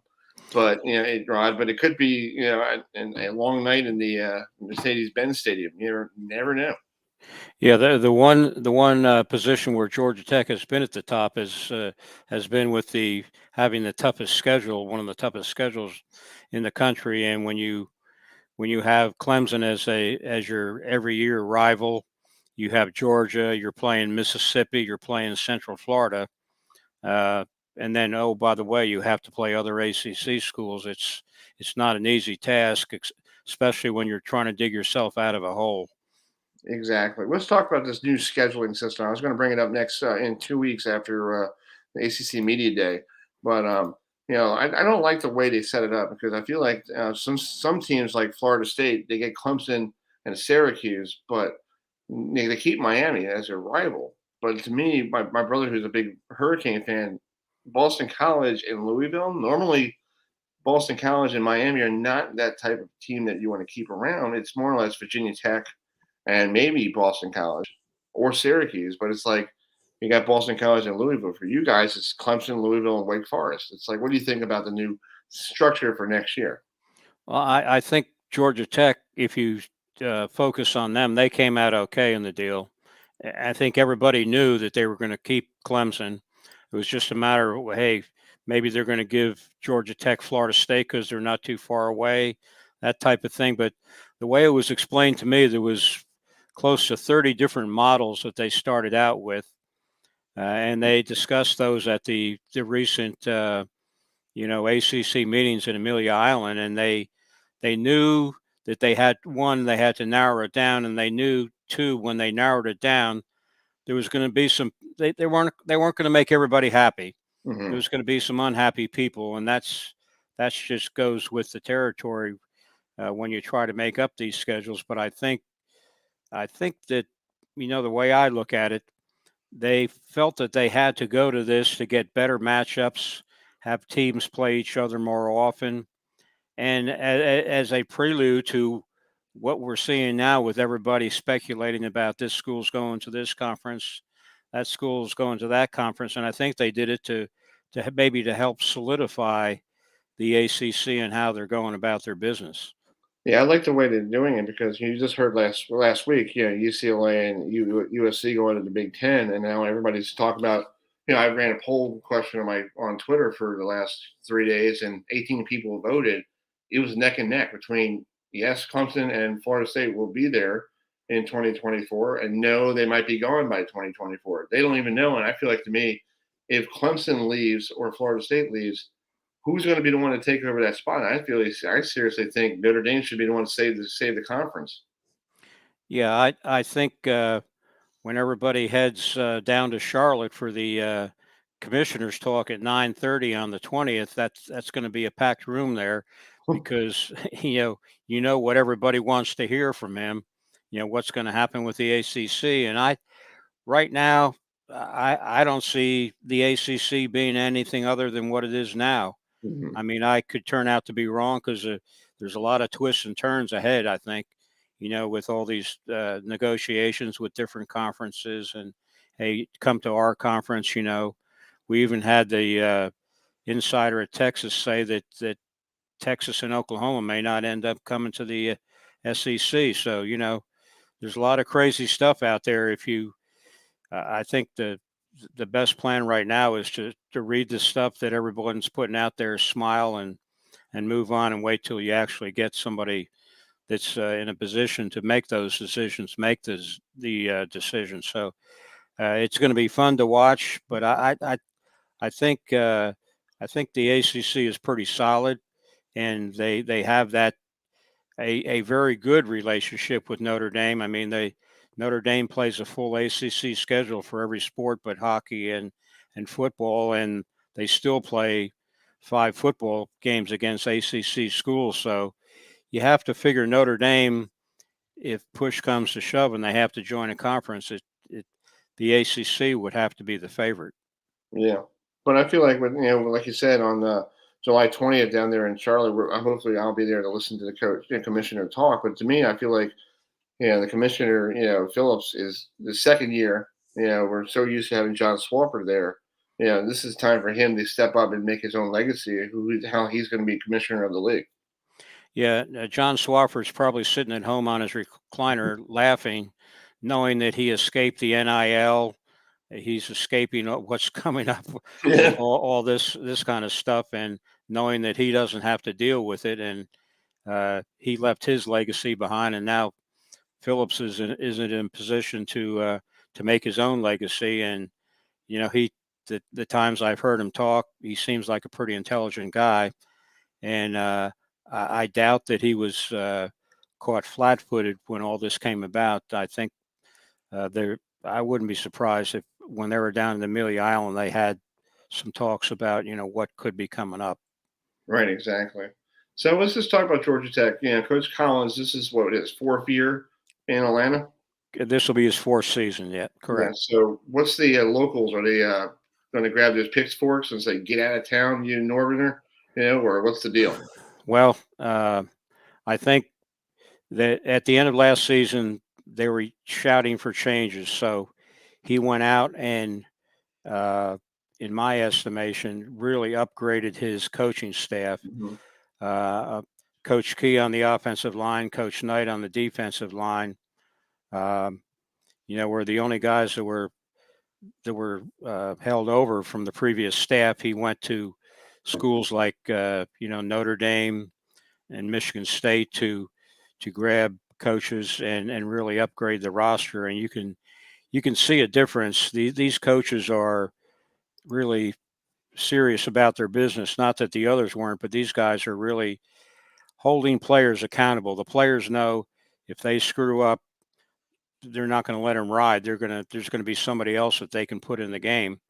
And that seemed to be a bit of a problem last season. And They went out after they got here, added 17 transfers in a huge, upgrade for the roster. And most of these transfers came from places like Clemson, Auburn, Alabama, Maryland, so they brought back guys that had, number one, good pedigrees coming out of high school.